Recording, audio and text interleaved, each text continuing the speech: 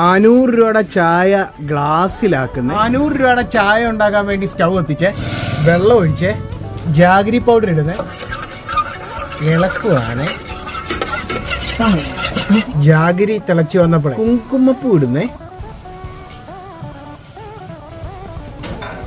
പാലൊഴിക്കുന്നേ, എല്ലാം കൂടി ഇട്ട് മിക്സ് ചെയ്യുന്നേ. തിളച്ചു വന്നേ ഏലപ്പൊടി ഇടുന്നേ, തിളച്ചു വരുന്നത് കണ്ടോ അരിച്ചെടുക്കുന്നേ.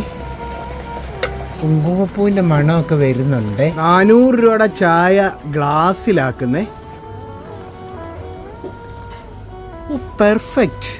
സിൽവർ ഫോയിൽ ഇട്ട് ഭയങ്കര സെൻസിറ്റീവ് ആയിട്ടുള്ള സിൽവർ ഫോയിലാണ്. കയ്യെ തൊടാൻ പറ്റത്തില്ല, അന്നേരം ഒട്ടിപ്പിടിക്കും. മേളിൽ കുങ്കുമപ്പൂ ഇട്ടു.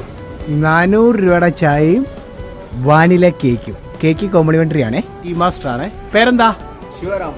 ശിവരാമൻ. സോസറിലൊക്കെ വെച്ചാണ് തന്നേക്കുന്നത്. നമുക്ക് സോസർ എടുക്കാൻ തൽക്കാലം നിർവാഹമില്ല, നമുക്ക് എടുത്ത് കുടിക്കാം. ഇതാണ് ചായ. സിൽവർ ഫോയിലൊക്കെ ഇങ്ങനെ അലിഞ്ഞ് കിടപ്പുണ്ട്, ഇങ്ങനെ കുങ്കുമപ്പൂവും കിടപ്പുണ്ട്. ഇനി ഒന്നും പറയാനില്ല. Thank you so much, wonderful support. കുടിക്കുവാണ്. എൻ്റെ മീശ സിൽവർ ഫോയിലായോ?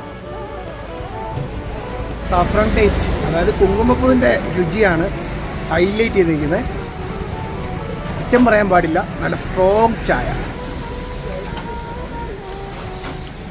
ഈ സിൽവർ ഫോയിൽ എങ്ങനെ കുടിക്കും മാസ്റ്റർ? ഞാനിപ്പോൾ ഇത് കുടിക്കുന്ന വെളുപ്പിനെ 3 മണിക്കാണ്. അന്നേരം ഉറക്കം നിൽക്കാൻ പറ്റിയ ചായ. അടിപൊളി. ഇതാണ് ഇതിൻ്റെ ഇപ്പോഴത്തെ അവസ്ഥ. ബാക്കിയും കൂടെ കുടിക്കട്ടെ. കൂടെ തന്ന വാനില കേക്കാണ്.